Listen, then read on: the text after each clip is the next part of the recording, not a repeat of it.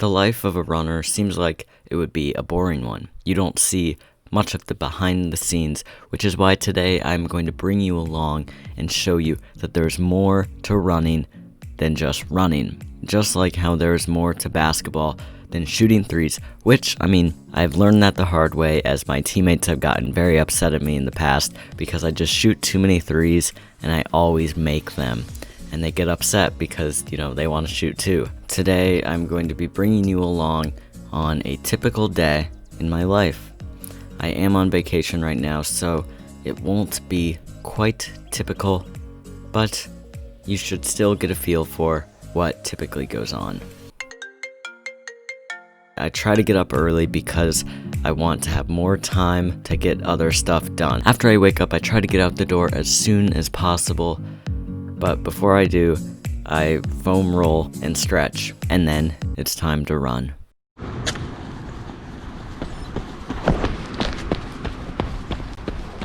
So Todd Father is not with us on this run. I did not ask him to film, pretty much just because it's a 4-mile run and there's not really that much to be filmed. But I know that if he were with me right now, he would want me to tell you this. What did the two long lost fish friends that were all dried up say to each other when they saw each other? Long time no see.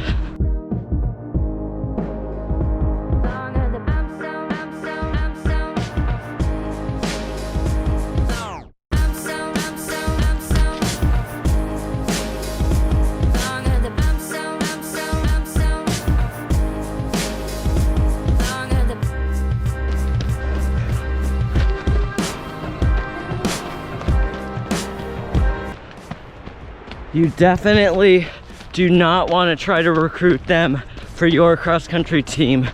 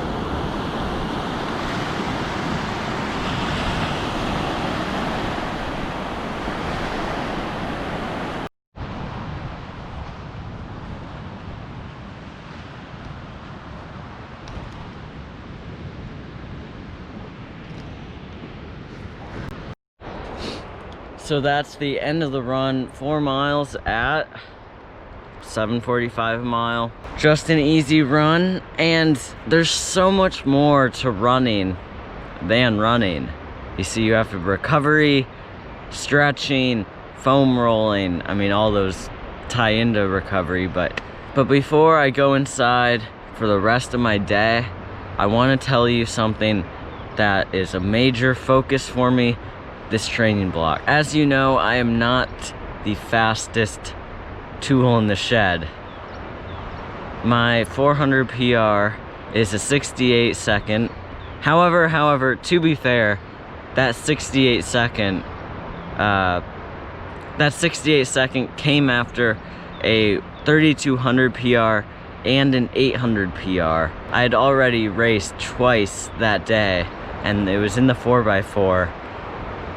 So yeah, I'm not that fast. So that's why this training block, I'm really working on turnover, foot speed, and power, I guess, are 3 major things that I'm trying to work on. I'll definitely be sharing some things that I do with regards to foot speed, but for now, I'm also working on cadence and improving my form, because even though I don't think my form is that bad, I've been averaging like 170 strides per minute, and I'm really trying to work on getting that cadence up to 175 to 180 strides per minute, because I think it's more efficient.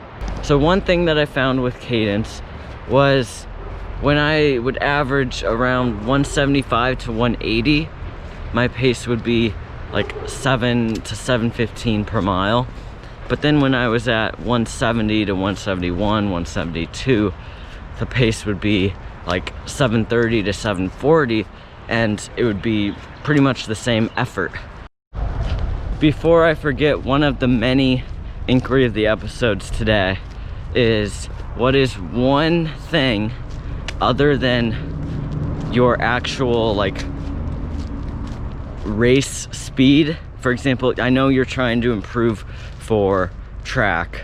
What is one thing with regards to your running that you are trying to improve this training block? So for me, turnover, cadence, power. But what about for you? What is something that you are really trying to improve? It could just be your form, it could be consistency, but what is something that you are trying to improve? Let me know. I'd love to hear about it and how it goes. After the run, I stretch and then I take a shower. And this is a controversial phrase, take a shower. I've heard people say that they have a shower, not take a shower. So what do? Do you have a shower after your run, or do you take a shower after your run? Very controversial. Following a post-run shower, I put on my flip-flops, head downstairs, and make some oats. Normally I would have a bagel, but because I've really been enjoying oatmeal lately, I decided to have oatmeal for the 4th consecutive day. I make my oatmeal in the microwave and then add peanut butter and honey. Who makes oats on the stovetop? Does anybody do that? Because I just feel like it doesn't make sense. It's so much less efficient. It'll save you at least 10 minutes if you make the oats in the microwave instead of on the stovetop. So I don't understand why you would make oats on the stovetop if you have a microwave. The next part of my day is also the most boring and most time-consuming part of the day. It is school, of course.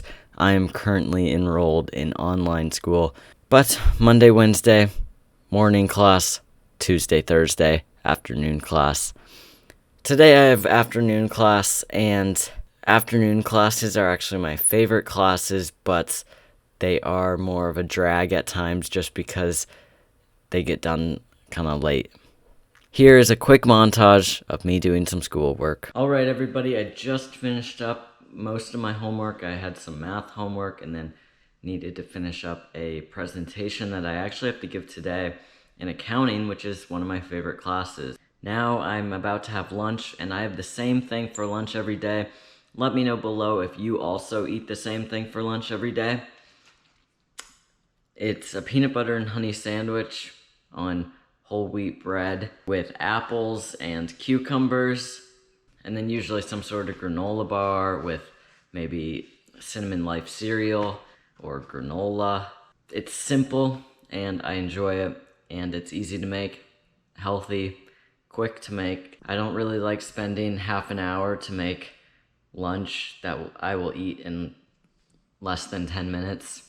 I'm gonna have lunch, and then I've got about 40 minutes until my first online class of the day starts. Let me know, this is the second inquiry of the episode. Let me know, what are you doing for online school?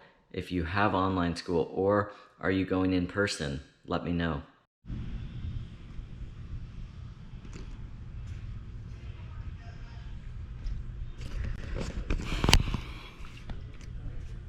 This is my Rona rig. Got class starting in 4 minutes, and I'm excited because I get to sit outside. Okay, just finished up class. The worst thing that can happen during online class happened. The Wi-Fi went out. It went out a little bit before 3 p.m. and my last class starts at 3:10, and it didn't come back for like 30 minutes.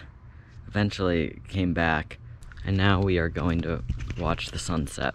So with the sunset comes the end of the day.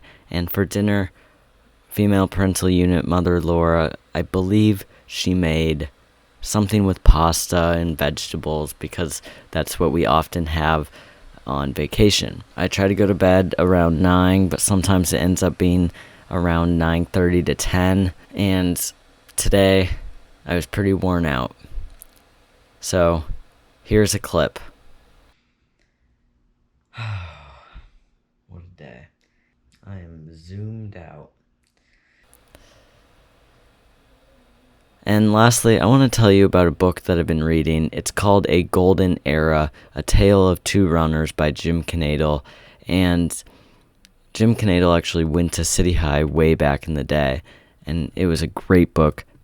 I definitely recommend it. Go check it out. I'll put the link in the description. So that's the end of the video. Thank you so much for watching all the way through the end. I hope you enjoyed. And remember to answer the 2 or 3 inquiries of the episode. The first one was, what are you focusing on this training block besides just improving your overall ability in running? And then the second question was, what is online school like for you? I think I already asked this, but I would like to ask it again to hear how things have changed. Oh, and then one more question was, why do you make oatmeal on the stovetop if you make oatmeal on the stovetop? Just curious to hear what you have to say.